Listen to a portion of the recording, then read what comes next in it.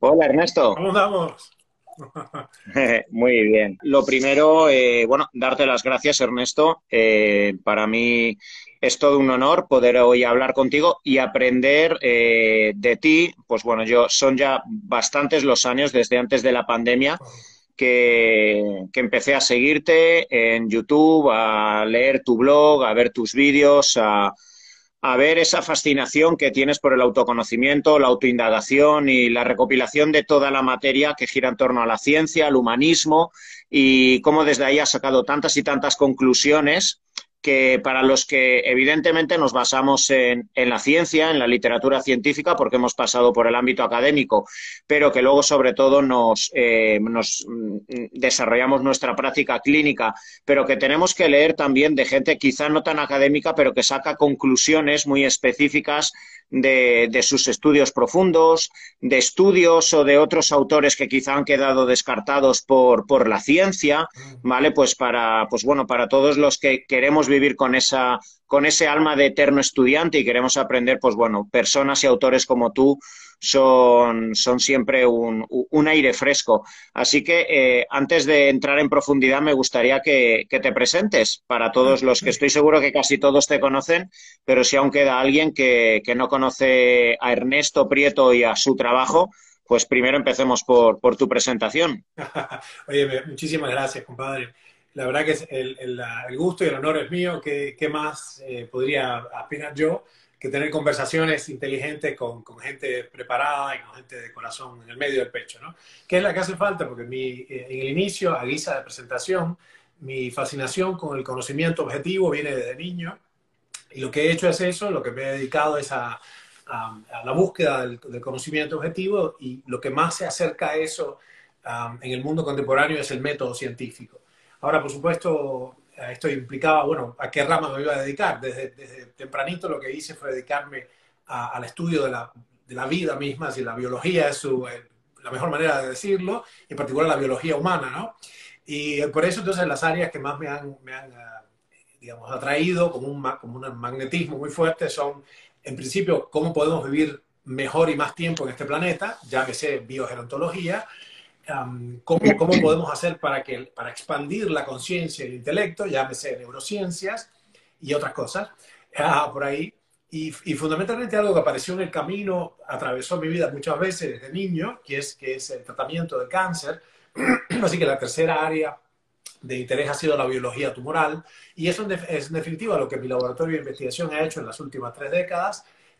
Somos itinerantes, estamos por todos lados, ahora ya hemos tenido que mudarnos al primer mundo, con dolor, porque hace mucha falta en el otro mundo, pero es aquí donde se puede desarrollar todo esto, porque hay seguridad jurídica, porque hay acceso al crédito. Así que bueno, a guisa de presentación, yo soy independiente en sentido académico del término, y me he dedicado a esto, a las neurociencias, a la biogerontología y a la biología tumoral durante más de 3 décadas.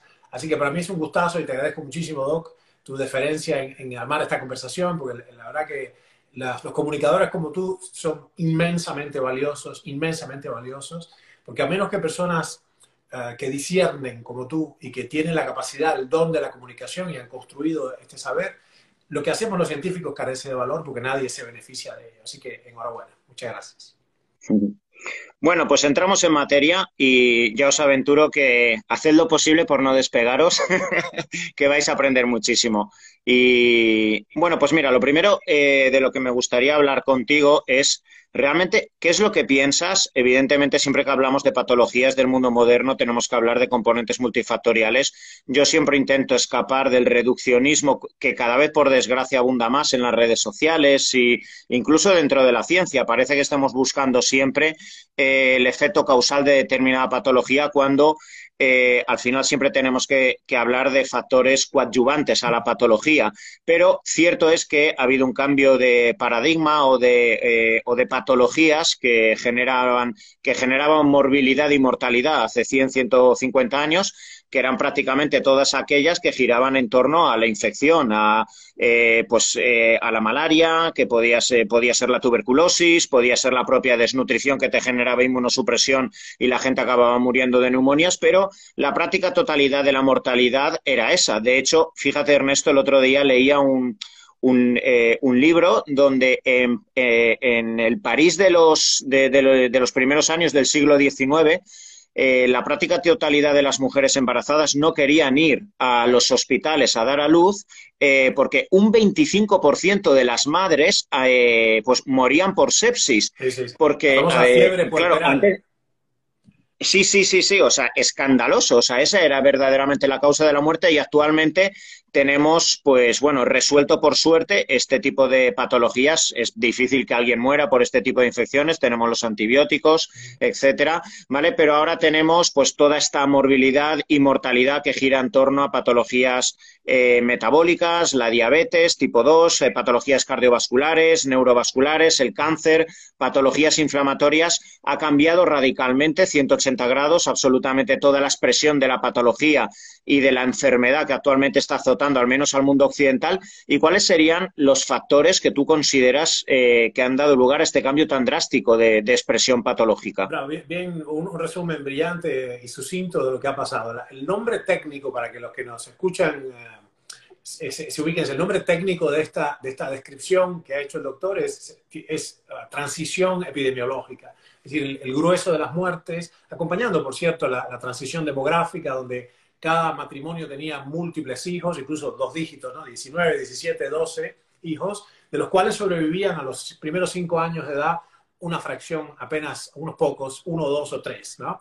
Esta es la naturaleza de la circunstancia epidemiológica que teníamos. Pero acompañando este cambio en la demografía, donde tenemos una tasa ya incluso menor a la tasa de reposición, que es decir, cada dos humanos que se juntan tienen entre sí menos de dos humanos, tienen uno y medio. Acompañando eso ha venido esta transición epidemiológica y este tremendo viraje.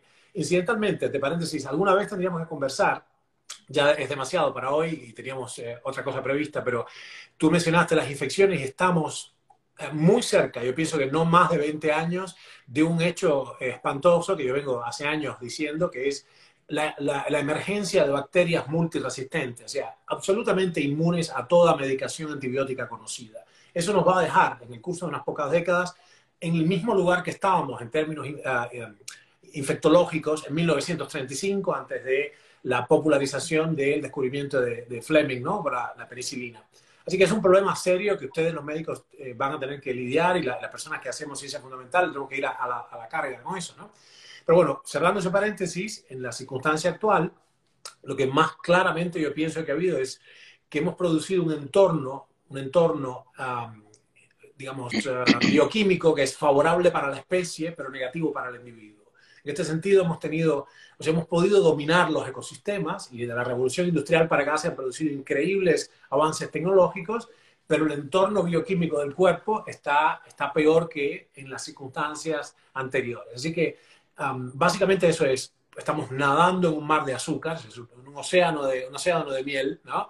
La peor de las cosas. Estamos continuamente inflamados, las personas han dejado de moverse, y en definitiva han perdido este rigor del uso del cuerpo. Como sabes, la máquina humana venía si puedes descargarte de la internet, del éter, puedes descargarte el manual de operaciones de la máquina humana. Bueno, la máquina biológica necesitaba, este manual necesita una explotación intensa.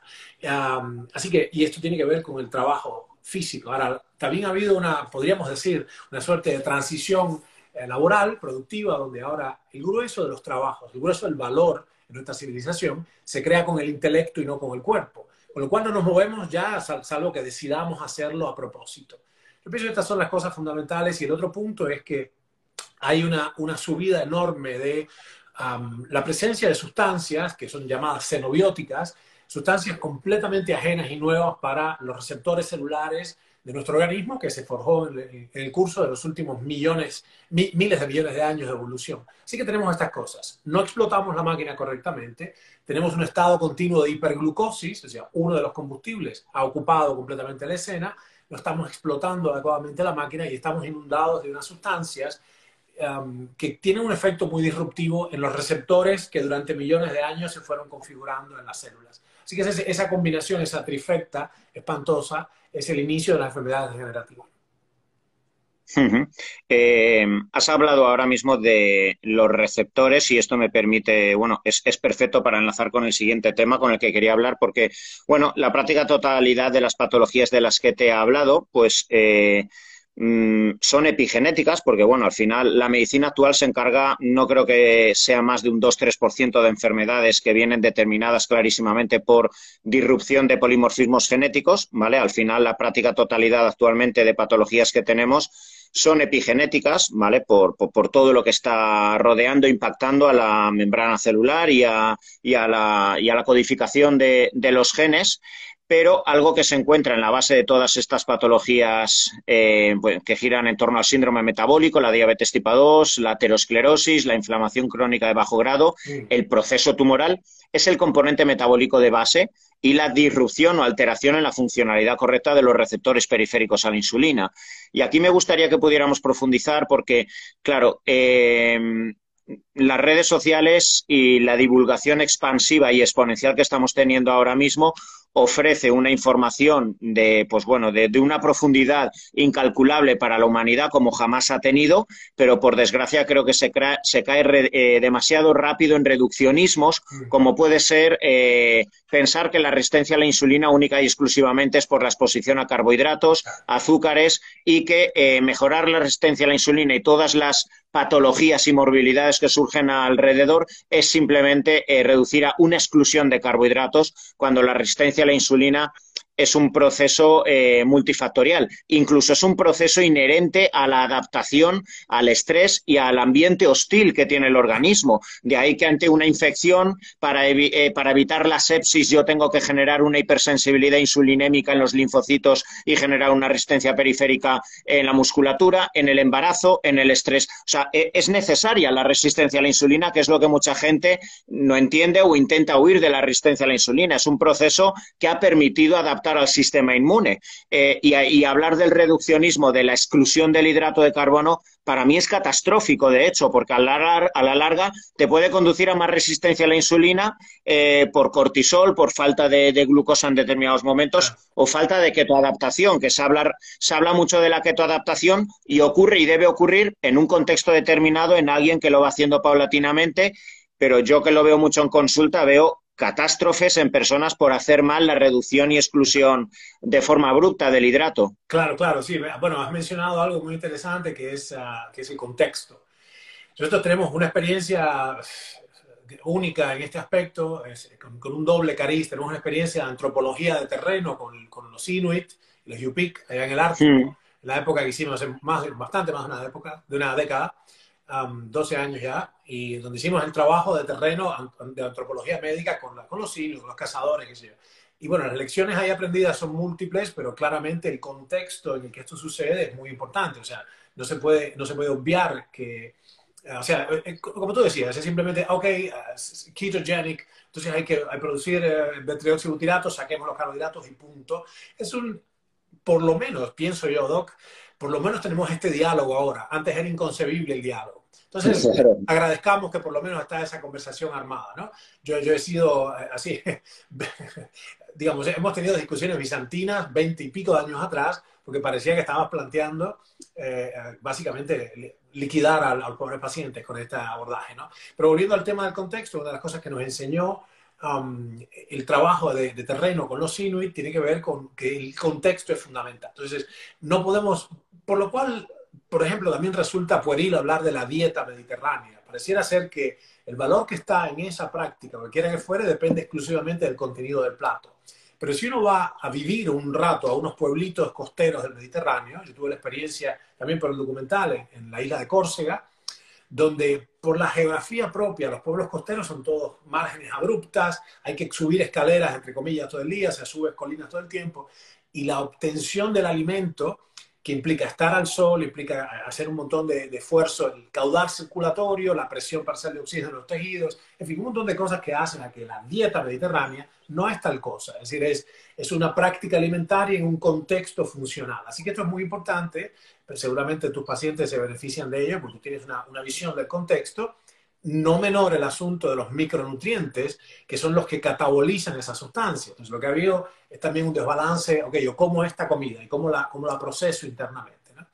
Y la otra parte de mi visión, antes de poder conversar un poco más en profundidad, mi otra experiencia que es muy intensa en este sentido, no es de antropología de terreno, con los cazadores y recolectores inuit y yupik, o los pueblos genuinamente mediterráneos, sino ya en el ámbito específico de la oncología clínica, donde mis médicos me han traído espantosos cuadros, una y otra vez yo he colectado la data más de 2 décadas, y hemos visto problemas de caquexia, problemas de inmensos desbalances micronutricionales. Entonces hay un elemento ahí que me parece muy interesante, lo que dices del contexto, porque hay un elemento que no podemos desligar, que es que al considerar las patologías degenerativas tenemos que entender todo lo que pasa a nivel biológico.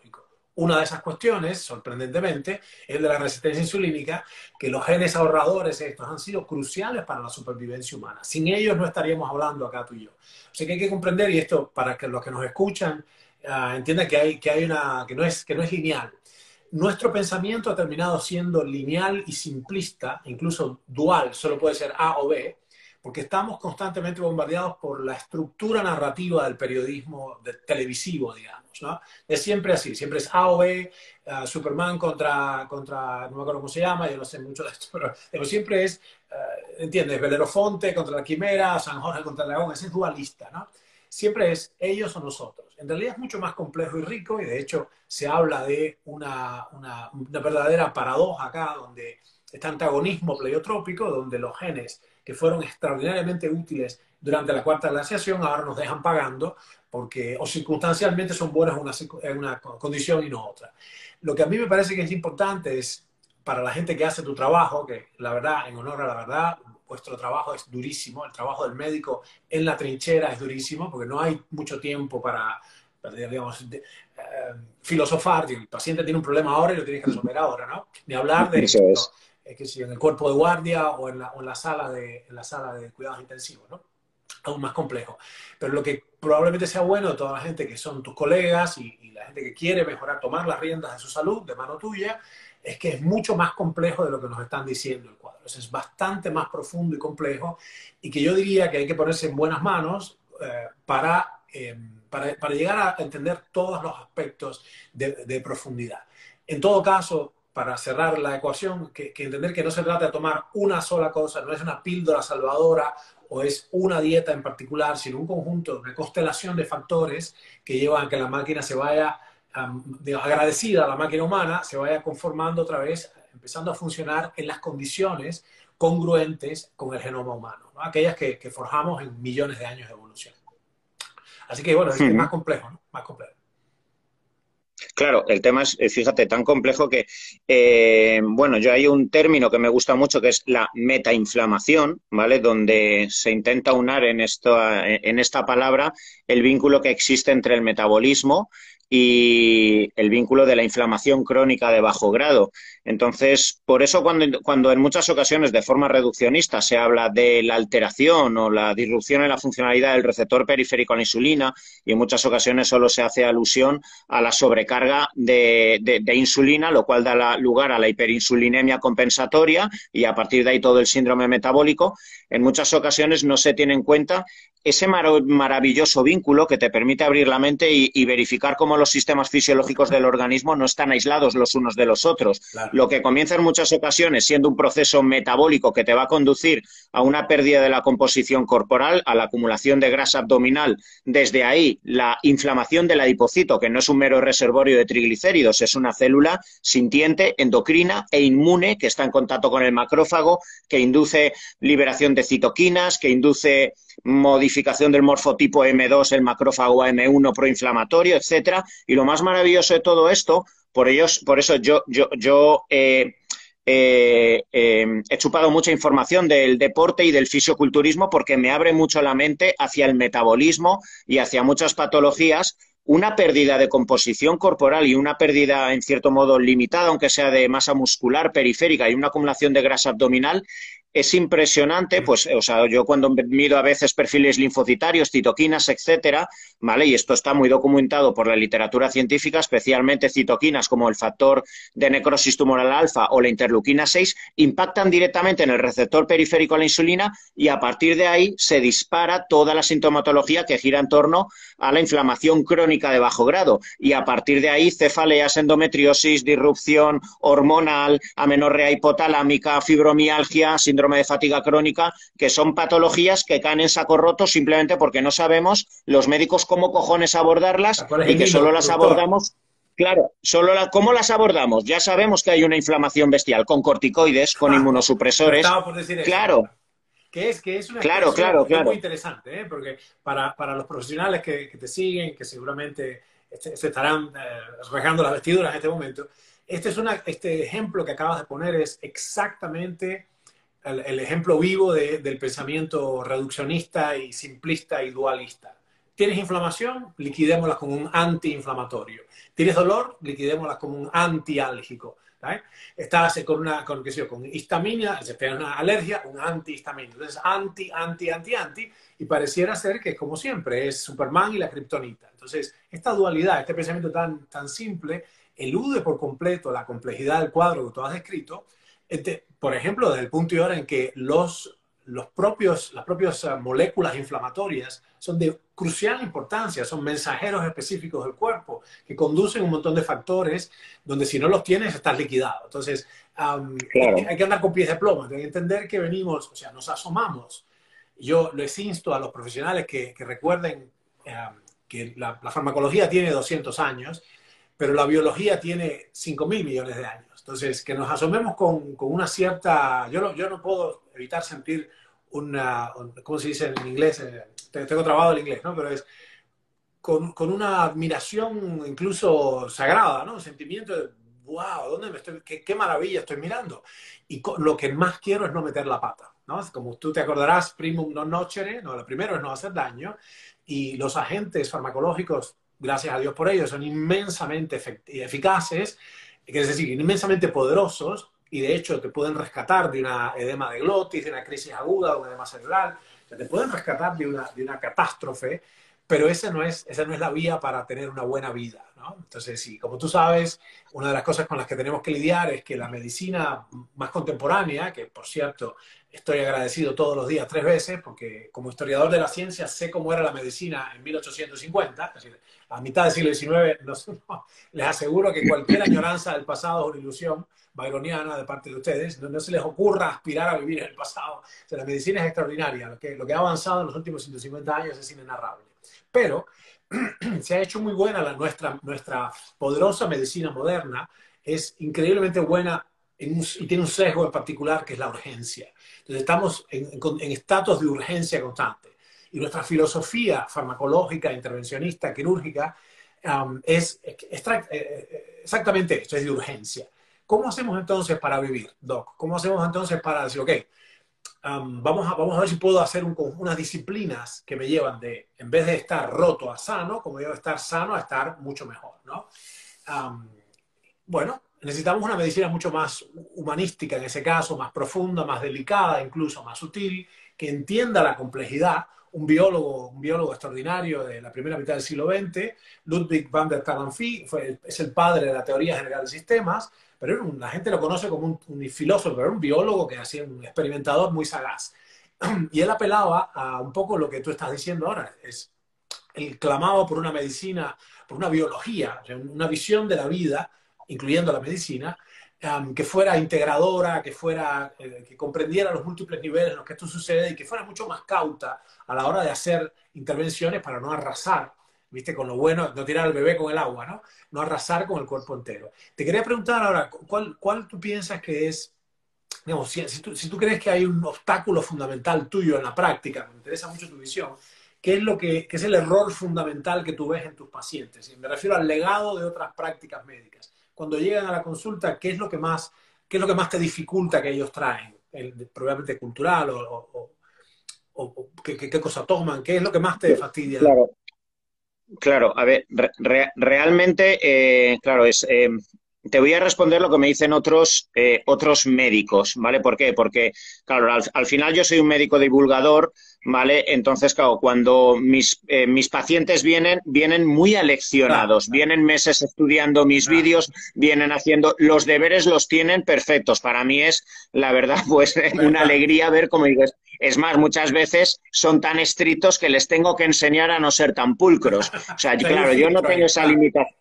Claro, claro, pero te voy a hablar por lo que cuando me junto a tomar un bocada, cuando quedo a comer con mis amigos médicos que trabajan en atención primaria, ¿vale? Y esto precisamente, además, me gustaría decirlo porque normalmente hay un clamor popular que va en contra, por desgracia, de la medicina, ¿vale? Porque yo creo que estamos en un punto de inflexión en los últimos años, un cambio de paradigma donde al igual que la medicina ha sido, pues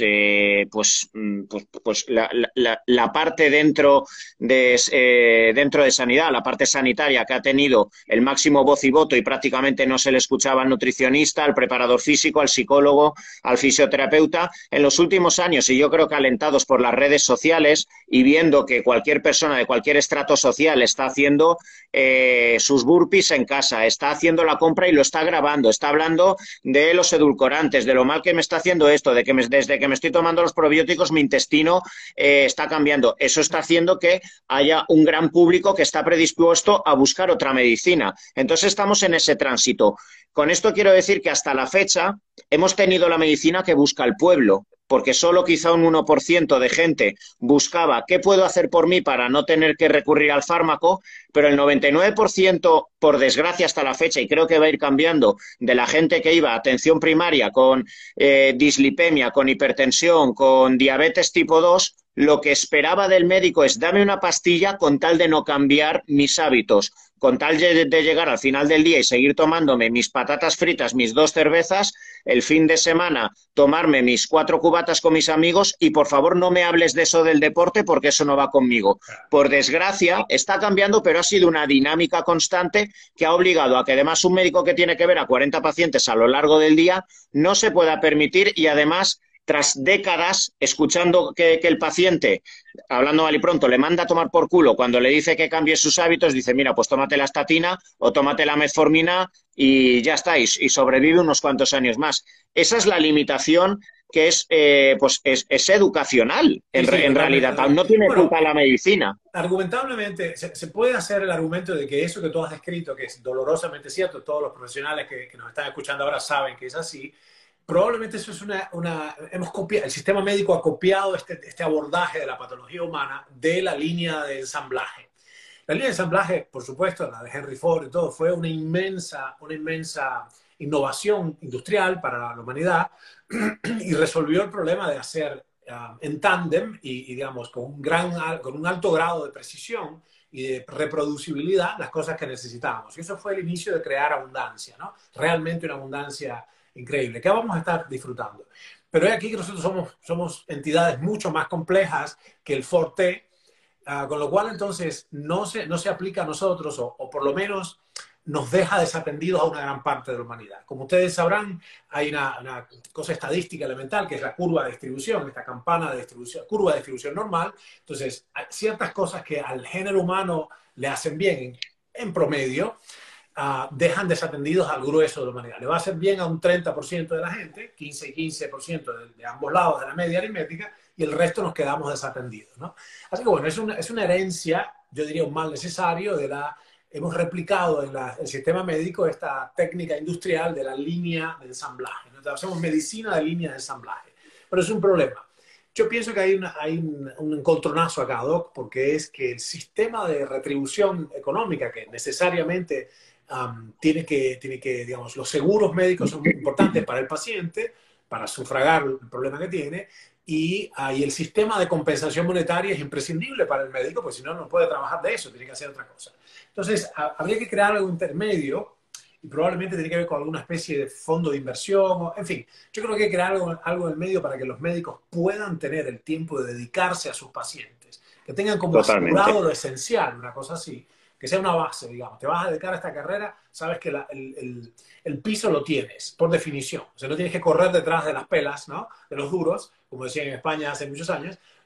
Y lo otro que puedes hacer es So, puedes respirar y ves quién es esa persona que tienes ahí, no esa hoja clínica, esa ficha, y tú puedes entonces dedicarle más tiempo. Una cosa importante para los que nos escuchan, profesionales, hay una revolución impresionante ocurriendo en este momento, que es una disrupción enorme, que es la inteligencia artificial. La inteligencia artificial va a sustituir en el diagnóstico totalmente y en 2 minutos a la fuerza médica laboral ahora de bajo grado, de segunda línea.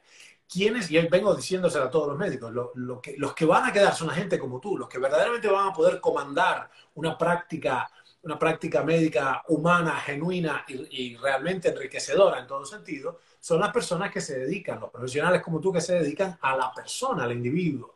Tienen su conocimiento, su sabiduría, pero no están apurados por sacar, matando y salando, al próximo chorizo, ¿no? Claro. Entonces, bueno, esa es una medicina que clama por surgir. Francamente, las innovaciones son extraordinarias.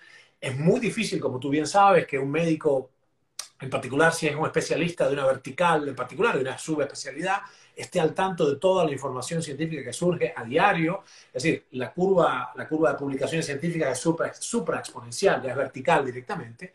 Así que vamos a tener que llamar en ayuda a la inteligencia artificial, pero lo que yo pienso que eso no es malo, porque alguna gente me dijeron, eso va a ser una medicina inhumana, me va a curar un robot. No, no.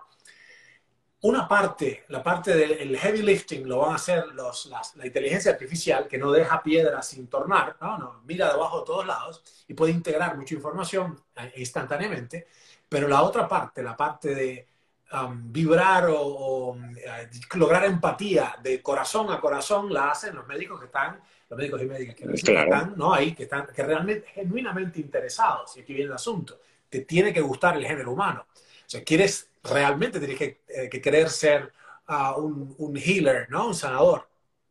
Tecnología mediante solo no va.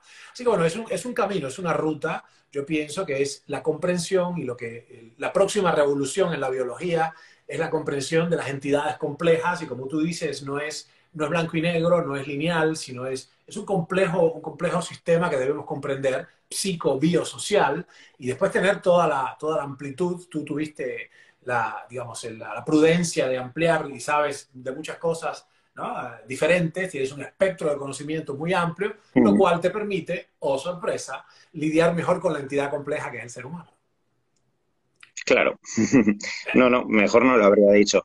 Vamos a adentrarnos en, bueno, hablando de estas patologías metabólicas, inflamatorias y multifactoriales, de la patología que actualmente más nos azota en el siglo XXI y que sigue creciendo de forma exponencial, la patología cardiovascular, de nuevo quizá otra de las patologías que de forma sesgada genera más reduccionismos. Al igual que en los años 70, 80, 90, surgió el auge de demonizar a la molécula de colesterol como única y exclusivamente la molécula que va a contribuir a la formación de la placa de aterosclerosis. Desde ahí, evidentemente, todo el lobby farmacéutico, ¿vale?, para promocionar el nacimiento y la promoción de las estatinas y todas las generaciones tras generaciones tras generaciones que siguen saliendo, sigue propugnando por ese dogma. Yo creo que cada vez se abre más el panorama y cada vez son más los cardiólogos en sí que hablan de los componentes multifactoriales, ¿vale?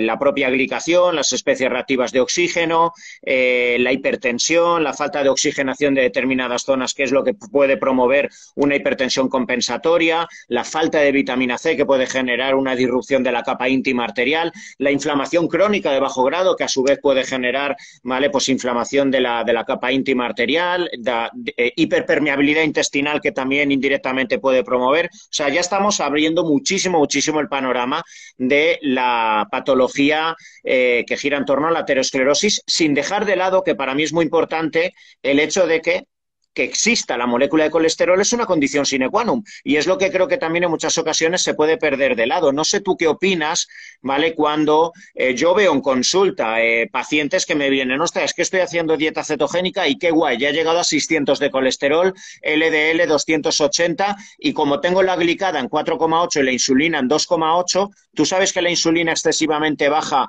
puede generarte especies reactivas de oxígeno, te puede generar sarcopenia y esto puede luego generarte inflamación sistémica. termodinámica, o tú sabes que quizás duermes solo 4 horas porque estás en canibalismo y esta hiperactividad de adrenalina te puede oxidar literalmente, o te puede llamar tu madre y decirte que tiene cáncer de mama y eso puede oxidarla y generar las células espumosas en las arterias. ¿Quién controla todo eso? Y para mí, no lo sé, y hablo desde la prudencia, ¿vale? Siempre me considero un eterno alumno, pero me gusta hablar de la prudencia con esos niveles de hipercolesterolemia, de los cuales algunas personas incluso pues sacan pecho en consulta. Y yo le digo, ojo, yo andaría con prudencia y me he encontrado ya varios casos, haciéndoles un calcio score y 4 de ellos, otros no ha pasado nada, pero 4 de ellos han tenido que hacerse una angioplastia de urgencia ya. ¿Vale? Y ellos estaban súper contentos. Entonces, no sé tú qué opinas también de todo esto, que yo creo que se sale de madre. Sí, sí, claramente. Bueno, nuevamente acá me ayuda muchísimo mi experiencia de terreno, porque hemos visto, o sea, dando unos pasos hacia atrás, la génesis del ateroma, como para la gente que nos escucha, que no escuchó nunca esto, bueno, ateroma, el sufijo oma implica bulto, ¿no? Tumor, ¿no? Pero es simplemente, es un bulto de grasa metido, entreverado en el cuerpo mismo, el grosor mismo de los tubos arteriales, que en definitiva termina produciendo una oclusión, bueno, ya es muy conocido. En primer lugar, lo que podríamos decir es, echando unos pasos hacia atrás, mi visión de esto, Doc, es que para empezar, es única de la especie humana. Realmente, como problema, a menos que las otras especies, los primates no humanos, los monos antropomorfos, no tienen ateromatosis, no tienen enfermedad cardiovascular cuando están en libertad. Cuando están en cautiverio sí, o pueden tener, aunque hay poca evidencia de ello, pero cuando se les altera la dieta y bajan los nutrientes esenciales, pueden llegar a desarrollarlo. Lo que es muy claro, y entonces también en nuestra investigación de terreno estudiamos osos polares, por ejemplo. Esto se hace en un lugar que está en Manitoba. Hay un centro, pueden googlearlo, está en mi documental, se llama el Centro de Estudios del Norte, ¿no? El Centro de Estudios del Mundo del Norte, ¿no? Tienen ellos, sí, 800, 900 de colesterol, ningún problema. Se comen grasa saturada a veces exclusivamente. Y el asunto es, digamos, es obvio que en humanos las lipoproteínas de muy baja densidad conforman estructuralmente, materialmente, llegan a acumularse en ciertas grietas del endotelio y de la capa media, pero eso pareciera no pasar en otras especies. Pero ¿cuál es la diferencia? La diferencia parece ser un defecto metabólico inherente de la especie humana, es la anascorbemia congénita. Esto está descrito, es una patología mendeliana del ser humano, es decir, es una patología específica, genética, monogenética. Parece que no, como es de todo el mundo, no lo consideramos, es como un pez que está en el agua y dice que agua, ¿no? Bueno, todos los que sepamos, hasta donde sabemos, está registrado en un catálogo de enfermedades mendelianas que se llama OMIM, lo pueden buscar online, omim.org. Y todos los seres humanos, hasta la fecha registrados, carecen de la capacidad de fabricar su propia vitamina C, que es crucial para la calidad del colágeno arterial. Las demás especies pueden hacerlo porque lo fabrican en el hígado, o las aves fabrican vitamina C en el riñón, etc. Esta capacidad de sintetizar vitamina C a partir de las glucosas se ha perdido. Entonces, nuestro laboratorio propuso hace 23 años llamarle de un modo más rotundo, pues está registrado como hipoascorbemia. Nosotros dijimos, no, hipo supone que tenemos poca. Nosotros sintetizamos cero. ¿Right? Es un nutriente, es un requerimiento absoluto crítico, que tomamos vitamina C de afuera. Y entonces esto propusimos a la comunidad llamarle anascorbemia congénita, pues se apaga en un gen, se llama GULO, gulonolactona oxidasa. Bueno, entonces esto es así. Entonces la causa primaria, para que la gente que nos escucha entienda, hay 17 factores independientes de riesgo cardiovascular. 17. Muchos los describiste tú, está la testosterona baja, la hipertensión, la obesidad visceral, etc.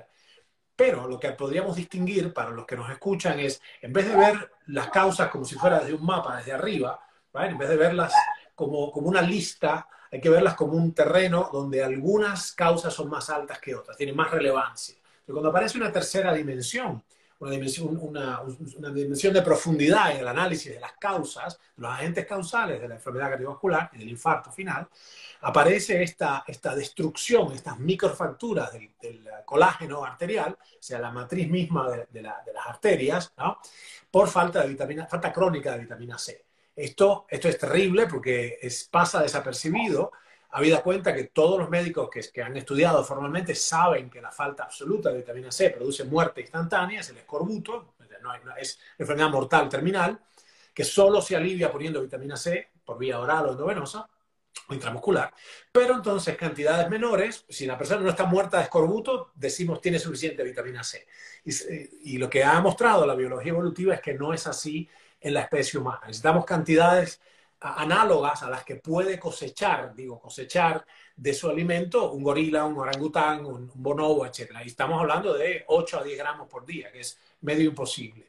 Esto ocurrió hace muchos años, ocurrió hace 65 millones de años, este cambio está registrado en paleobiología, y la única solución que tenemos, porque nuestro medio ya no es como era, es esencialmente tomar grandes cantidades. ¿Por qué? Preguntarán ustedes, ¿por qué la naturaleza tan sabia permitió que los humanos siguiéramos portando este polimorfismo, si se quiere, en realidad esta anulación génica, esta mutación genética, y no hayamos obtenido una defensa para ello? Bueno, muy sencillo. Los resultados de esta cuestión ocurren, los resultados de este problema ocurren más allá del fin de la fase reproductiva.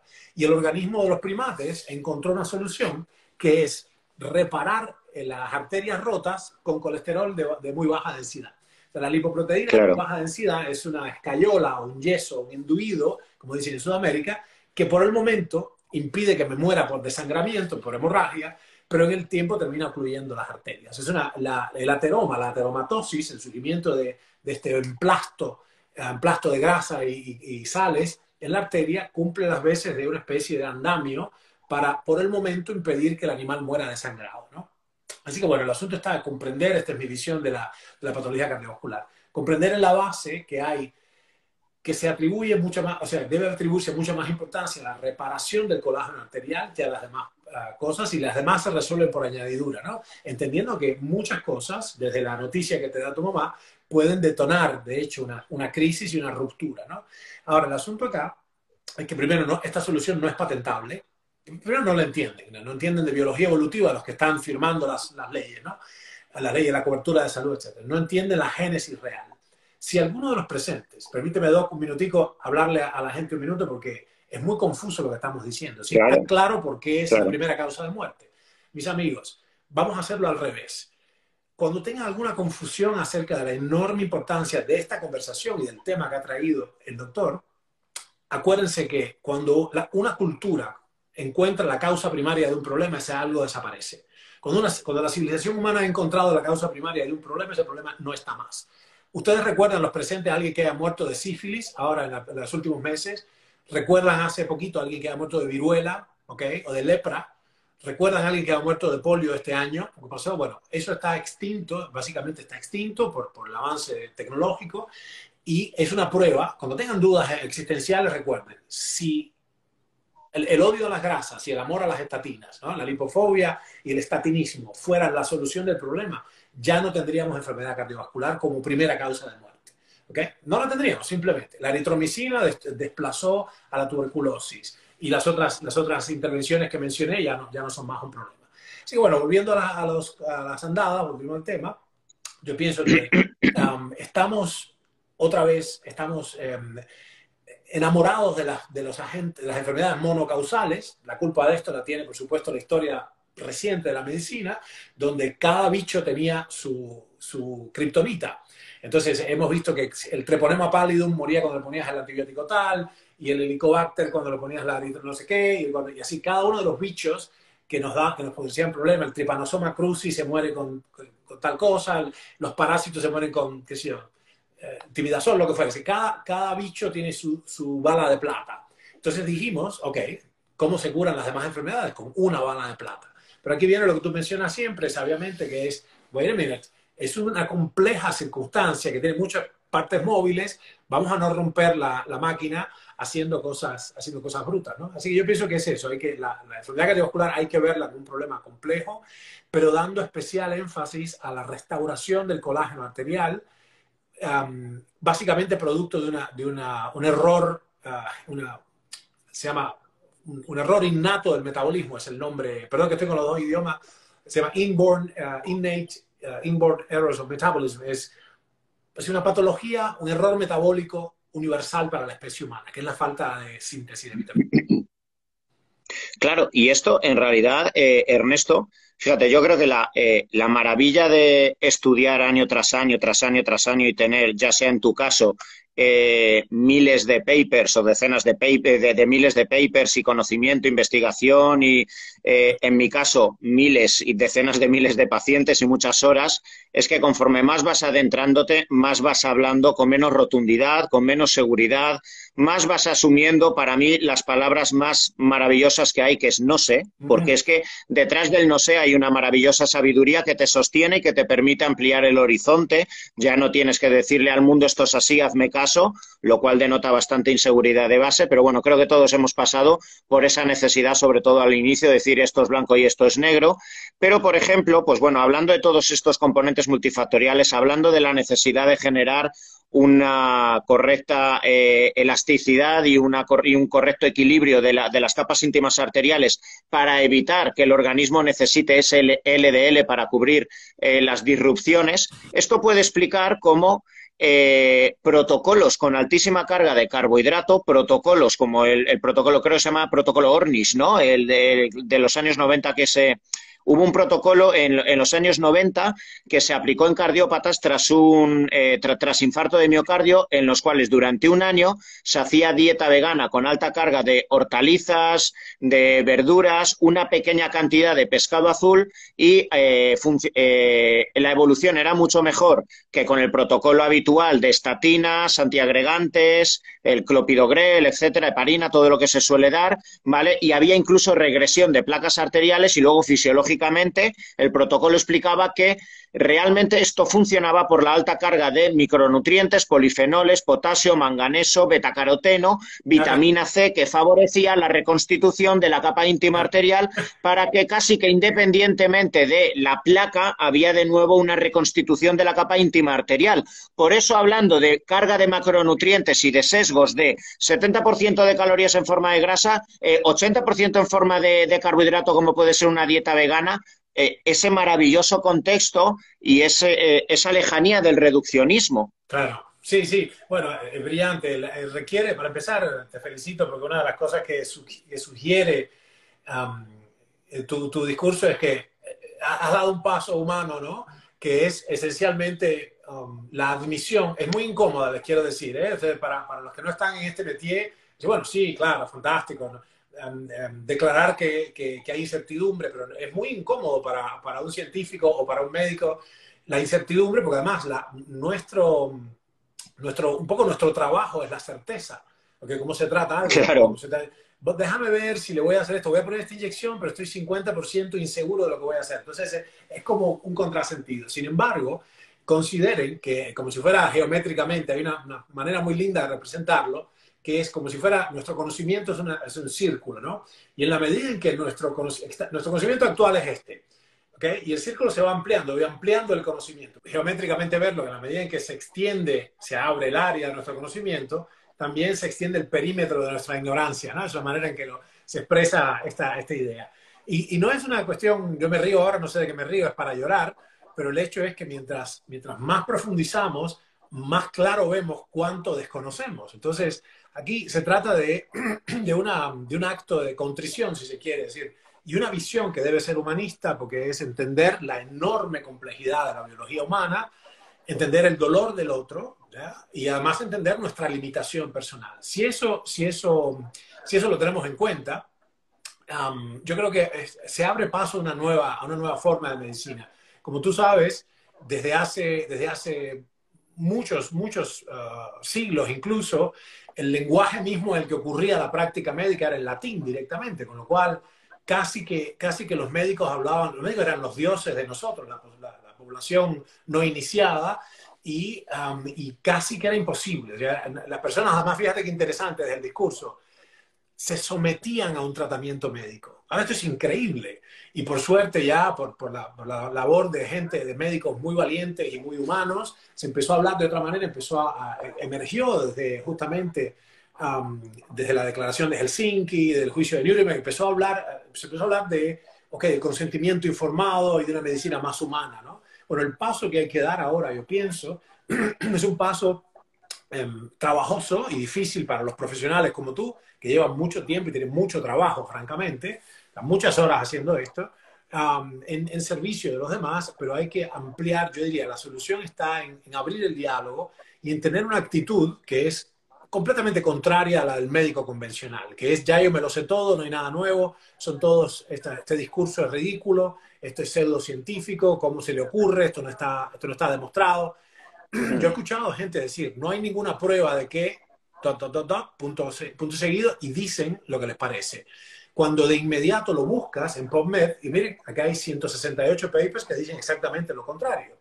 Es decir, hay una actitud nueva a tener, y tú lidiarás con eso con tus colegas todo el tiempo, una actitud nueva y mejor, más humana, entendiendo que, número uno, para los que nos escuchan, cambiar la cabeza, los médicos cambiando la cabeza, se dan supervivencia profesional a sí mismos, porque el público es cada vez más exquisito en discernir con quién quiere curarse. Las personas ya saben demasiado, ya saben mucho. Entonces no aceptan un médico así nomás, un médico estrecho, ya es insatisfactorio. Y por otro lado, lo más importante de todo, pienso yo, es una medicina que tiene al ser humano como centro, como propósito, no el ego del médico, sino la humanidad de la persona que atiende, ¿no? Así que bueno, con un poco de suerte vamos a entrar en una nueva era de la biología, que es fascinante. No puedo estar dando gracias suficiente todos los días, digo, qué júbilo estar vivo en este momento, ¿no? Así que están cambiando tanto las cosas y se está abriendo tanto todo, ¿no? Totalmente. Mira, vamos a entrar en una de, para mí, herramientas, ¿vale? Para mí no se debería considerar dieta como tal, que es la dieta cetogénica. Para mí es una herramienta fabulosa.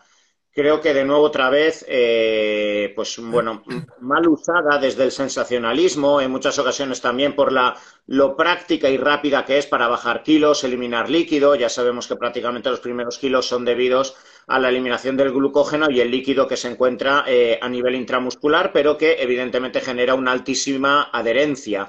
La dieta cetogénica yo la descubrí, fíjate, pues hace 20 años y donde primero la descubrí fue dentro del fisioculturismo, porque era una herramienta que favorecía pues que atletas con una grandísima cantidad de masa muscular y con una alta tasa metabólica basal, porque tienen mucha masa muscular, en cuestión de 5 o 6 días recortando hidrato de carbono pudieran perder pero 6-7 kilos.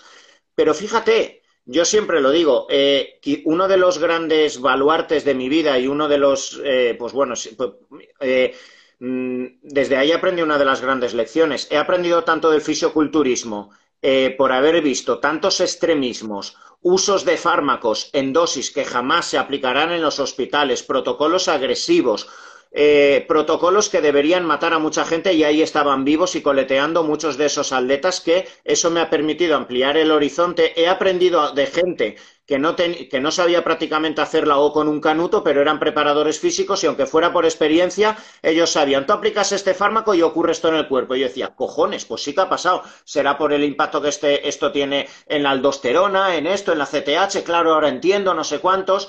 Y ahí aprendí muchísimo.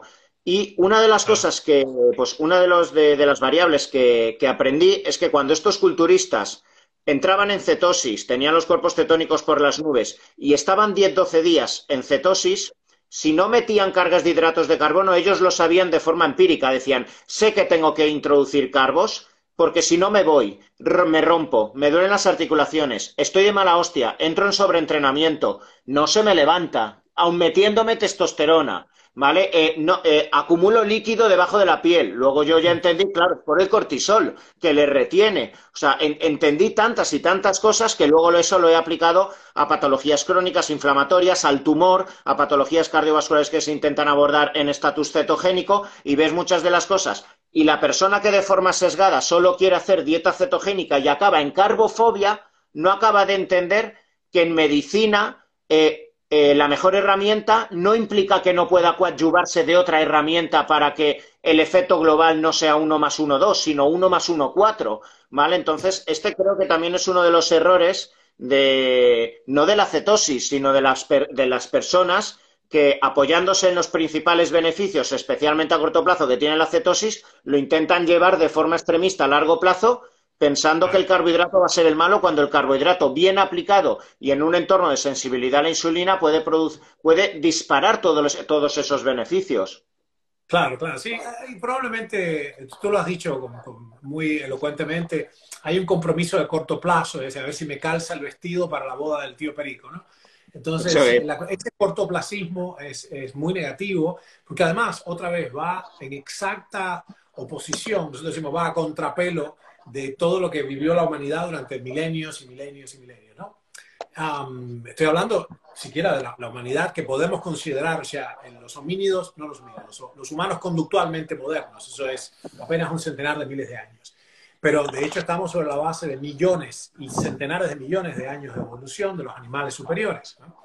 Entonces, lo que podría ser probablemente sensato para las personas que nos escuchan es plantearse no un conjunto no un puñadito de tips, sino una verdadera comprensión completa para sostener la salud a largo plazo. O sea, no pensar en los próximos días, sino en las próximas décadas, ¿no? Y esto requiere saber lo suficiente. Y fíjense una cosa importante, la guerra de las dietas se termina en 2 minutos cuando tú te planteas una cosa concreta. Las prácticas alimentarias tienen que haber pasado en un filtro especial que es el filtro del efecto transgeneracional. Es decir, si yo tengo una práctica alimentaria que no está validada por múltiples generaciones de un pueblo, una cultura, haciendo eso mismo muchas veces, difícilmente sea sostenible para mí a largo plazo, ¿no? Por eso tienes estas cosas aberrantes. Una de las cosas que pasa, por ejemplo, las cosas más interesantes, es que que muchas de estas herramientas y intervenciones tienen valor, el ayuno profundo, automáticamente sacar una clase de alimento, es decir, la alimentación sectorial en otro momento otro, porque esto replica el modo en que evolucionó el genoma de los mamíferos y en particular el genoma de los homínidos y luego Homo sapiens sapiens, que es que estaba expuesto a diferentes privaciones o diferentes riquezas en momentos diferentes del año. O sea, consideren que en primer lugar, pues, ok, los arándanos son buenos, sí, porque hay 14 papers que dicen que tiene una sustancia, la proantocianina o lo que fuere, que son buenas, fantásticos. Si estos frutillos silvestres son buenos, vamos a comer 5 libras todos los días los próximos 60 años. Y entonces esto ya va a contrapelo de lo que solía ser en el entorno natural. Si el ayuno es bueno, hagamos 150 días de ayuno porque es fantástico, entonces ahí básicamente te desapareces, ¿no? O todo lo otro antes dicho. Entonces, comprender que el complejísimo sistema que es el organismo humano estuvo expuesto a una serie no monótona de intervenciones, ya te da una flexibilidad porque te permite decir, ok, vamos a implementar estas prácticas que me dice el doctor Hernández con cautela, con criterio, con madurez, no es para mañana. No voy a nada más pedirle al doctor que me haga lucir como Mister Europa en 14 días o en 14 semanas, tampoco, sino que entendí, ok, cuál es a largo plazo, de acuerdo con mi diseño, con mi plan humano, cuál es a largo plazo el mejor programa multifactorial, multivariable, para sostener mi vitalidad y mi longevidad en los próximos 60, 80 años, ¿no? Así que ese sería un abordaje, porque es lo que tú has descrito, dolorosamente, lo sé muy bien, básicamente es una muestra ¿cómo se dice?, de extremismo, es una muestra se vuelve un fundamentalista la persona. A menudo, yo he visto esto mucho, mis médicas y médicos me han traído casos ya descritos de catástrofes, de escalabros, por personas que habían escuchado alguna conferencia o lo que fuere, y de pronto habían hecho, sin comprender de qué se trataba, habían hecho una especie de religión de eso, con grave perjuicio, ¿no? Así que, bueno, es muy, muy delicado. Yo les diría, para los que nos escuchan, dense tiempo para comprender lo suficiente, escuchen numerosas versiones de esto y después vayan a ver a alguien competente, como el doctor Hernández, acá presente, porque hace falta alguien que tenga un conocimiento completo, ¿no? Ni hablar, qué sé yo, la reposición hormonal bioidéntica, una cosa tan fascinante y compleja como el sistema endocrino, hay gente que la aplica, hay médicos con licencia, no es que están haciendo nada ilegal, pero lo que están haciendo es estúpido. No es ilegal, pero es una imbecilidad muy grande porque tienen 3 pequeños consejos que darle a la gente y básicamente ejecutan algo que es insostenible, ¿no? Ujú. Y hablando, bueno, hemos hablado de la cetosis, pero si entramos en otra herramienta que tú controlas a la perfección, es el ayuno. Te he escuchado varias veces que has llegado a hacer ayunos hasta de 21 días de ayuno profundo. Pero bueno, desde aquí surgen también diferentes vertientes, ¿vale? El ayuno clásico, que es el que surgió mediáticamente, que es el 16-8, el 24, el protocolo OMAD, ¿vale? Donde se comen una vez al día, ayunos de 72 horas. realmente, de nuevo, otra vez, creo que el desconocimiento hace que mucha gente, a mí me ha venido mucha gente a consulta diciendo, no, como descanso 12 horas al día, yo así ya me aseguro entrar en autofagia. Digo, Dios mío, o sea, ¿qué has leído por ahí? ¿Qué te ha vuelto, qué ha pasado en tu cabeza para pensar que eso está ocurriendo así? Porque la autofagia y todo aquello que describió Yosuri Usumi, ¿vale? Pues solo va a ocurrir cuando ya estás depletado absolutamente de glucógeno y realmente tu organismo en un estatus de cierto control asume que hay hostilidad y es cuando ya tiene que desarrollar todas las rutas metabólicas e inmunes dirigidas a la autofagia, las cuales ya van a tener impacto inmune, mitocondrial, va a inducir la apoptosis, etcétera. Pero también surgen protocolos, me imagino que lo conocerás, hace unos meses le hice una entrevista al doctor Walter Longo, ¿vale? Que él Sí, habla claro, sí. de, ¿vale? Él hablaba de que está claro que, bueno, tú hablas mucho del ayuno profundo que empieza aproximadamente a partir de las 72 horas,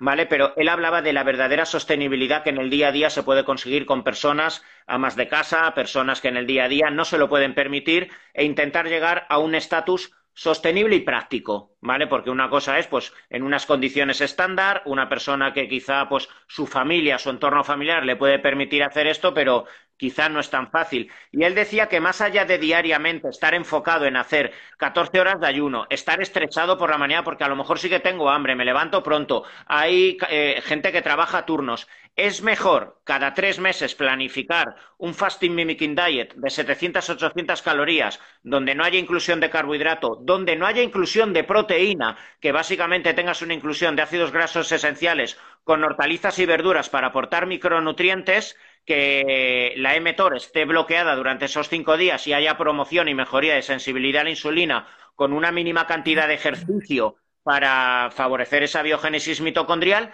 Y es mejor eso cada 3 meses que estar enredándote cada día hasta con el estrés de ya me toca la hora de romper el ayuno, con qué lo rompo, etcétera. No sé tú qué opinas, a efectos prácticos, ¿vale? Para todos los que Sí, nos sí, están bueno, viendo y quieren es desarrollar. muy importante lo que acabas de decir y lo que yo pienso que es crítico en primer lugar y comprenderán que es de sentido común. Yo estoy viendo los comentarios, la gente, pero dime qué hago ahora mismo. No, ok, fantástico. Hay que entender que lo que nosotros podemos estar diciendo acá supone, está embebido en nuestro discurso. Tengan un minuto de paciencia los que escuchan.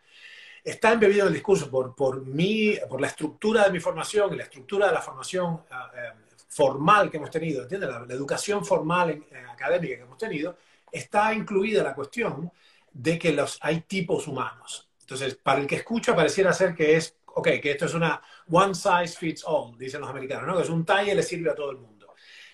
No se confundan lo que nosotros estamos planteando, y este es el expertise, esta es la sabiduría técnica de los médicos, y lo que todos los que hacemos ciencia fundamental en el laboratorio sabemos de una es, no se puede aplicar una única regla, o sea, las reglas no son universalmente válidas.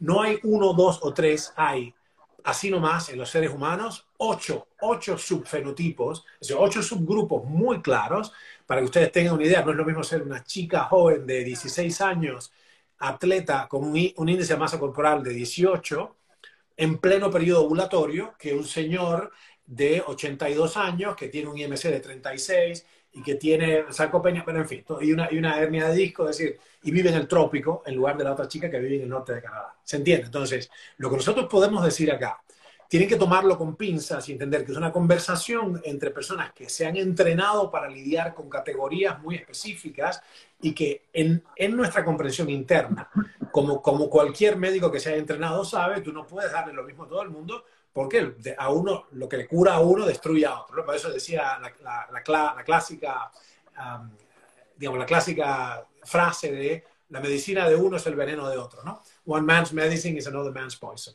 Bueno, basando en eso, lo que yo pienso que hay que ver, el consejo práctico más importante que es, antes de tomar acción, debo entender dónde estoy yo, cuál es mi subfenotipo, y entonces ir al auxilio de una persona que me pueda implementar un programa que sea sustentable en el tiempo. Yo no creo que ninguna implementación deba ser hecha monótonamente todos los días siempre. Y en particular, lo que hemos visto muchas veces es que la restricción calórica moderada crónica produce resultados muy obvios al inicio y de pronto cae y te deja entonces con los pies fríos, arrastrando los pies sin libido y continuamente hipotiroideo, en particular hipotiroidea, porque el cuerpo ya empieza a estar más allá de la fase de alarma. Entonces se conoce como síndrome de adaptación general y francamente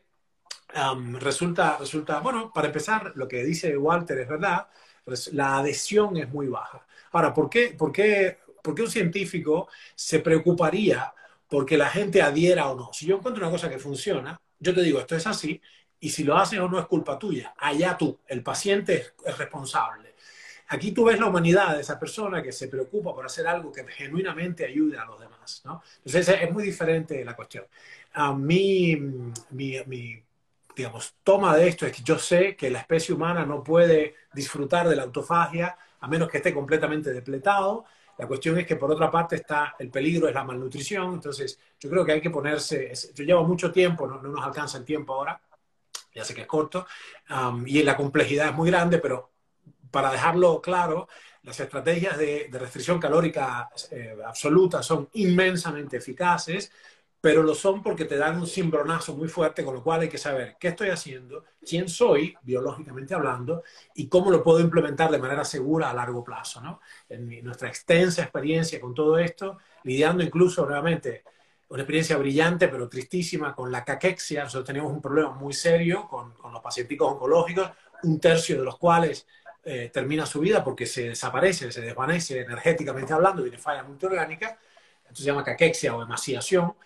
Y sabemos unas cuantas cosas desde el punto de vista fundamental de, ok, ¿qué pasa con el organismo cuando lo fuerzas continua y despiadadamente a cualquier intervención? ¿No? Así que bueno, a pies de plomo con eso, yo no creo que haya que exagerar con ninguna intervención, sino que hay que saber lo suficiente y hacerlo, si me permiten, somos todos adultos acá, que quiero creer, y si hay niños ya saben que tienen que preguntarle a papá o mamá, pero los adultos hacemos cosas, si me permiten sugerirles, vayan de la mano de alguien capacitado, de un profesional que sepa lo que está haciendo y lo sepa objetivamente, ¿no? Así que bueno, es una cosa importante. Claramente es una herramienta extraordinaria que nos va a ayudar mucho en las próximas décadas, ¿no? El ayuno. Claro, hablando de todos los beneficios, como tú bien has dicho, podríamos estar hasta mañana hablando de todo lo que implica el ayuno profundo y demás, pero bueno, cuando están surgiendo varios autores a nivel mundial hablando de determinados principios activos que deben, al menos en teoría, hipotéticamente, favorecer la longevidad, tener un impacto en el alargamiento de los telómeros, en la activación de la MPK, etcétera, e incluso algunos fármacos o principios activos que pueden imitar a las sirtuinas, etcétera, y es aquí donde en los últimos años ha cobrado muchísimo auge la metformina o algunos antidiabéticos farmacológicos o no farmacológicos como la berberina. No sé tú qué opinas. Yo particularmente, aunque claro está que una persona en un contexto con una patología metabólica, ya sea tumoral, cardiovascular, neurovascular, etcétera, una inflamación crónica de bajo grado, ya hemos dicho antes que su base metabólica gira en torno al síndrome metabólico y la resistencia a la insulina. El darle metformina probablemente va a ayudar a la mejoría de la sintomatología y la progresión de su patología. Pero yo no creo que estos fármacos realmente en una persona sana, con una correcta sensibilidad a la insulina, o sea, primero vayan a ayudar nada. Segundo, vayan a sustituir a una dieta coherente y al deporte y al sostenimiento de masa muscular, que para mí es el mayor sensibilizador a la insulina. Y fíjate, al igual que lo que antes te decía del tanto que he aprendido del deporte profesional y del fisiculturismo, la metformina hay determinadas fases que usan algunos culturistas, especialmente cuando acaban sus competencias después de haber usado insulina para intentar de nuevo recuperar la sensibilidad periférica a la insulina. Y yo me empecé a encontrar que a partir de determinada dosis la globulina fijadora de hormonas sexuales, la SHBG, se dispara, pero al triple, básicamente. Los niveles de testosterona libre se disminuyen. De hecho, ese es el principal factor por el cual se da metformina como primera línea de acción para el síndrome de ovario poliquístico, porque permite que ya no quede un índice de andrógenos libres muy expuesto en la mujer y que ya el hiperandrogenismo que les da lugar a la caída de cabello, etcétera, se elimine. Ya es la primera línea de acción más allá del anticonceptivo. Pero, claro, esto inducía en los culturistas pérdida de masa muscular, sarcopenia, y además rapidísimamente, con 2.000 miligramos tan solo. Y yo me di cuenta más o menos, con 500 o 875 más o menos, era el máximo que podían asumir tíos de 110 kilos. ¿Qué puede hacer la metformina si lo empiezan a tomar gente que lee la divulgación en un periódico, si empieza a tomar mañana y noche metformina sin tener ningún problema de resistencia a la insulina? Pues en 5 años te has cargado toda tu masa muscular y has envejecido. O sea, no sé tú qué Sí, sí, piensas de sí. todo esto, No, no, que creo que claramente. sí, perdona, Ernesto, creo que en muchas ocasiones esto se saca de estudio in vitro, pero poca práctica viva en muchas ocasiones. Sí, a mí me llama la atención, estoy plenamente de acuerdo contigo, me llama la atención que gente que tiene serios como Satchit Panda o David Sinclair han cometido errores tremendos de traslación basados en un problema de escala, de la tasa metabólica. Para que tengan una idea, los que nos escuchan, ahora en los poquitos espacios que tenemos ya, los, la diferencia de intensidad metabólica de las moscas de la fruta o de los anélidos, los gusanitos o los ratoncitos de laboratorio a una bestia como nosotros, necesitamos un gráfico logarítmico para representar la diferencia de intensidad. Entonces, no se puede aplicar lo mismo que funciona en especies elementales a especies complejas. Pero además la otra cosa es esta cuestión de querer medicalizar, queremos drogar los problemas. Estamos tratando de tener soluciones farmacológicas. Otra vez, para mí, a mi juicio, una herencia de la bala de plata, del criterio este de que con una droga mágica solucionas un problema. Lo que yo pienso es que, bueno, los restauradores del NAD Plus y para las sirtuinas y todo esto, que es una visión muy particular, una visión ingenieril de rejuvenecimiento. Yo tengo, mi laboratorio adscribe a otra clase de visión, que es la visión termodinámica del envejecimiento, más basada en la física que en la ingeniería, pero hay un espacio para para rapálogos, para imitadores de la rapamicina, con todo lo que sabemos que hace, incluido las belguanidas como la metformina, y espacios para, qué sé yo, la vitamina B3, todo esto está muy bien, pero hay que hacerlo, no hay que hacerlo en el medio o sea, yo digo, tenemos estos sobrecitos de pez rubia que son desecantes, yo voy a usar unos sobrecitos de pez rubia para permanecer seco mientras me tiro al agua de la piscina. Entonces es un contrasentido. La gente usa imitadores de la restricción calórica, que son estas cosas, resveratrol y todo, en el contexto de un banquete. Entonces es completamente un despropósito, pero esto es parte del analfabetismo científico de la sociedad contemporánea. O sea, vivimos en un mundo completamente científico y casi nadie sabe nada del método científico. Entonces hay que pedirle, ok, a eso que acabo de leer, que no es de un periódico, no debe ser de un periódico, debe ser de un experto que yo lo escucho, un experto vivo, que me lo adapta a mí. Bueno, ok, se adapta a la especie humana. ¿Cuál fue la vía de entrada? Porque si es una inyección intraperitoneal no me sirve, si es una pastilla no existe, ¿no? Así que bueno, con todas estas cosas yo pienso que hay que tomarlas así con pinzas y entender nuevamente, darse tiempo para saber lo suficiente, construir una cultura de esto y entender que tiene que ser, primero, seguro y segundo, sustentable a largo plazo, ¿no?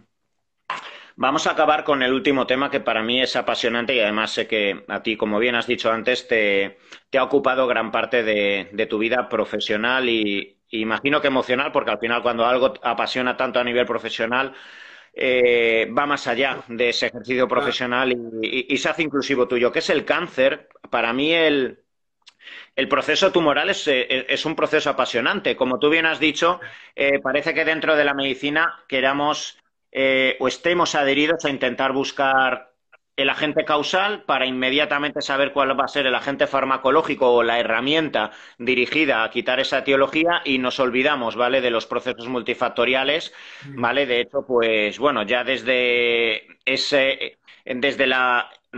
el mandato de Nixon, que ya se intentó buscar a ver qué virus específicamente se encontraban adheridos al cáncer y prácticamente se encontró alguno con alguna leucemia, luego el papilomavirus que se sabe que puede dar lugar al 10-12% de cánceres actualmente, pero bueno, realmente, y más con el fracaso del proyecto Genoma Humano, donde se descubrió que, bueno, existen oncogenes, claro que sí, pero conforme más van pasando los años, cada vez más vamos conociendo. Actualmente la oncología habla de 200 diferentes tipos de tumores, ¿vale? Pero por suerte también la oncología cada vez es más robusta en cuanto al conocimiento de los diferentes factores, ¿vale? Existe un componente genético, evidentemente, pues en el cáncer de mama, ¿vale? Existen los genes BCRA1, BCRA2, existen determinados genes que son oncogenes, determinados genes protectores, ¿vale? Como el P53, que son supresores y que cuando se inactivan favorecen la replicación.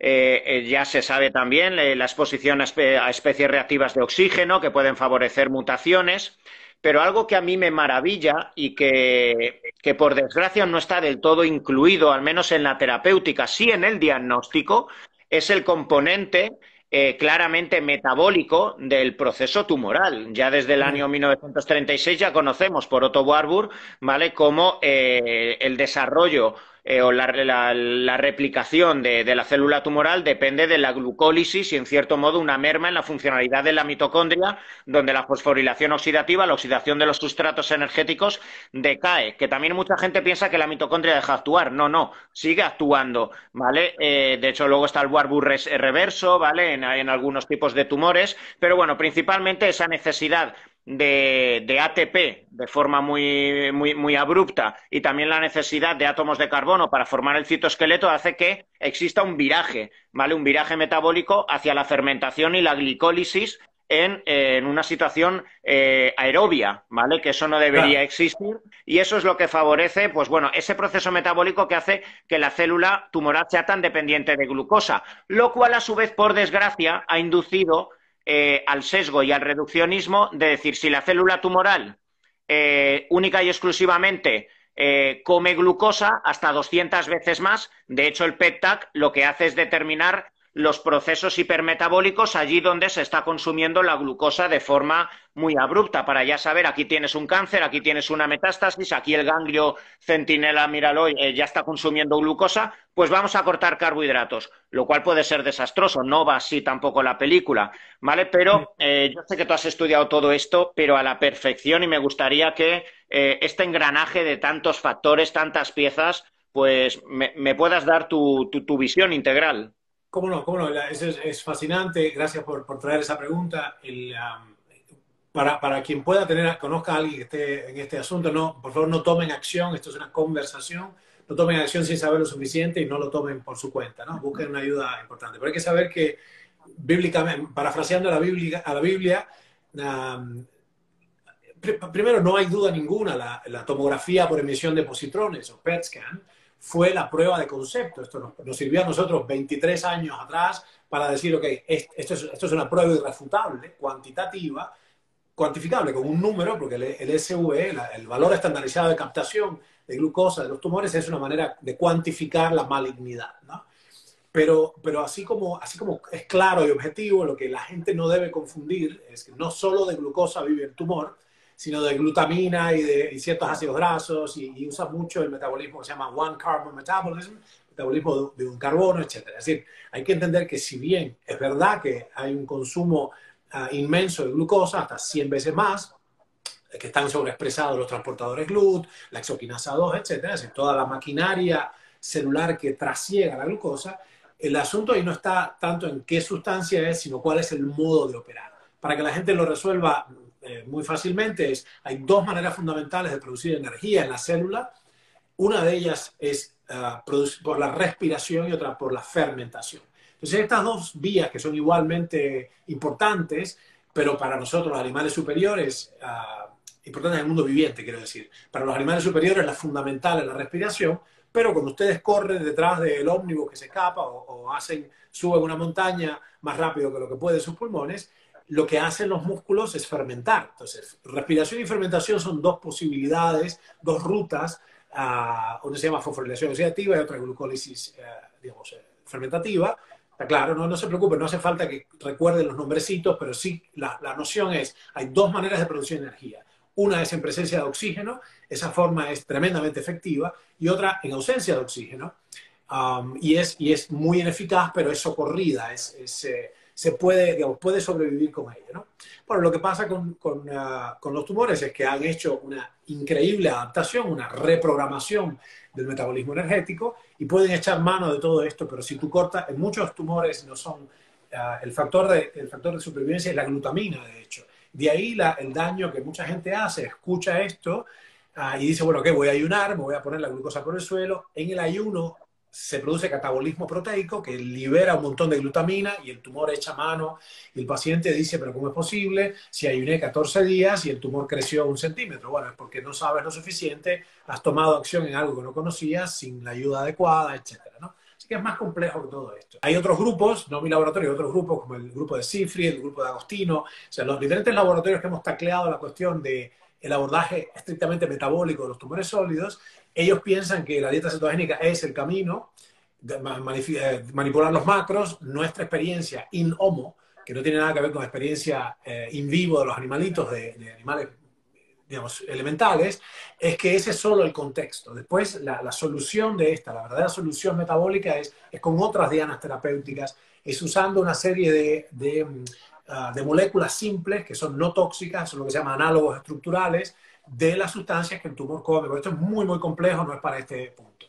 Volviendo a los conejos de España, para resolver esa frase en Cuba, ¿no? Para que la gente se lleve algo concreto de acá. Una vez que ya sabemos que existen estas dos posibilidades energéticas, lo que hace falta hacer para prevenir el cáncer es optimizar que el organismo siempre se quede de la vereda de la respiración y no pase a la vereda de la fermentación. Y eso se hace con todas las cosas que tú enseñas, con estos programas nuevamente congruentes, que es la práctica alimentaria correcta, el entrenamiento correcto, la exposición a los rigores ambientales, del frío, del calor, el sol, etcétera. Digamos, los estímulos horméticos que mantienen el cuerpo de cintura. Por supuesto, preservar la integridad del organismo. El ayuno profundo es muy importante porque restaura justamente las mitocondrias, que son la maquinaria respiratoria. Y para que se entienda, hemos descrito con tremendo detalle casi 2 centenares de tumores, de cánceres, pero todos coinciden en lo mismo. En todos los casos, nosotros hemos preferido una ruta más unificadora que, digamos, una ruta de síntesis en vez de análisis, que es todos los cánceres se parecen en que hay digamos, una exacerbación de los procesos fermentativos, la anulación de la apoptosis, y eso entonces es lo que se ha llamado la paradoja oncogénica, que los golpes, los virus, las bacterias, las radiaciones, la falta de ácido fólico, un montón de cosas diferentes, un montón de agresiones o noxos diferentes, confluyen en esto mismo, se produce el cáncer. ¿Por qué? ¿Qué explica la paradoja oncogénica? Descrita por Albert Szent-Györgyi en los años 30 y 40, que todas las cosas que causan cáncer, todas, pasan por el mismo ojo de la aguja, que es que lastiman la respiración celular. Así que nuestra meta, y con eso los dejo, para no ya los atiburramos hoy ya, nuestra meta en este sentido es preservar la respiración celular. Para eso, los programas que tú haces, lo que hace mi laboratorio, es mandado a hacer, porque lo que preservan es justamente la capacidad orgánica de procesar las necesidades, de satisfacer las necesidades energéticas en condiciones aeróbicas, ¿no? Mira, un minuto, un inciso, ya vamos a acabar, que tienen que tener la cabeza así los oyentes, pero mira, has hablado de los análogos estructurales, me imagino son análogos que van dirigidos a inhibir en cierto modo la glucólisis y que forcemos en cierto modo la fosforilación o que tenga que entrar en apoptosis la célula. Así tendríamos el dicloroacetato de sodio, que creo que además en Canadá se está trabajando para el glioblastoma y con buenos resultados. Tendríamos la 2-deoxiglucosa, que inhibe la piruvato deshidrogenasa quinasa, ¿vale? Y creo que la vitamina C en alta dosis, yo he leído que funciona también así, o sea, generando una inhibición de la glucólisis. Yo cuando lo leí, fíjate, simplemente te lo dejo como dato, dije, ostras, qué curioso. La historia, yo lo hablé con un médico integrativo que trabajaba en su consulta poniéndole goteros de hasta 80 gramos varias veces al día, o sea, a la semana, de vitamina C, y él me dijo que es análogo a la glucosa, con lo que engañas a la célula tumoral, ¿vale? Para que entre en apoptosis al no poder generar la glucólisis porque está captando vitamina C, la está engañando. Y es cierto, o sea, tú ya he visto que también usas CGMs, pues me puse un CGM, ¿vale? Para verificar cuál es mi glucosa y dije, voy a ver qué detecta mi CGM al meterme 40 gramos de vitamina C. Fue subiendo hasta 450 y marcó error. Marcó error, ¿vale? Porque se mantuvo tan alto, con lo que al menos engañó al sensor, ¿vale? Yo, como no es algo que trabajo con mis pacientes con cáncer, pero cuando me lo has dicho ahora me ha resultado curioso porque es una realidad, o sea, detecta, pues bueno, engaña al sensor, con lo que no sé hasta qué punto podrá generar una, pues, una inhibición de la glucólisis, una apoptosis, pero este debe ser el sentido. Sí, sí, claramente. Así fue. Nosotros descubrimos esto hace ya más de 2 décadas y fue precisamente el reconocimiento de que de que engañaban a los sensores, en particular lo que usan glucosa oxidasa, no el sensor no el glucómetro de mano, que usa un sistema muy rudimentario de glucosa oxidasa, se confunde. No puede distinguir entre vitamina C y glucosa porque son dos hexosas, son dos moléculas de 6 carbono las dos.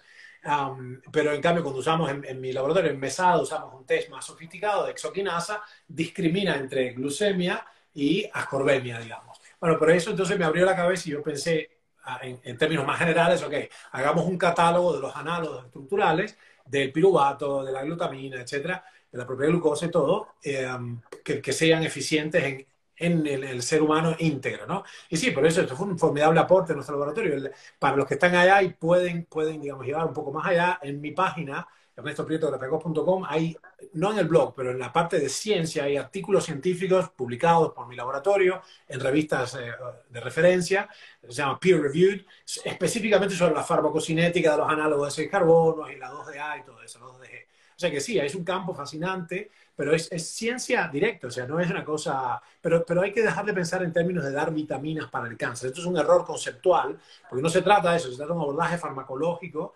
Así usada, la vitamina C no es una vitamina en lo más mínimo, es una droga oncológica que solo debe usar una persona muy competente con las licencias apropiadas, ¿no? Así que bueno, hemos hablado de todo hoy, me parece que hemos corrido un espectro muy amplio. Me gustaría que en el futuro habláramos de la cuestión de la inmunología y todo, ahora ya con 3 años de experiencia reciente el corre-corre sanitario, porque bueno, hay cosas muy importantes que supimos desde siempre, que de pronto dejaron de ser aparentemente verdad en el 2020, para luego darnos cuenta que metimos la pata hasta la cintura, ¿no?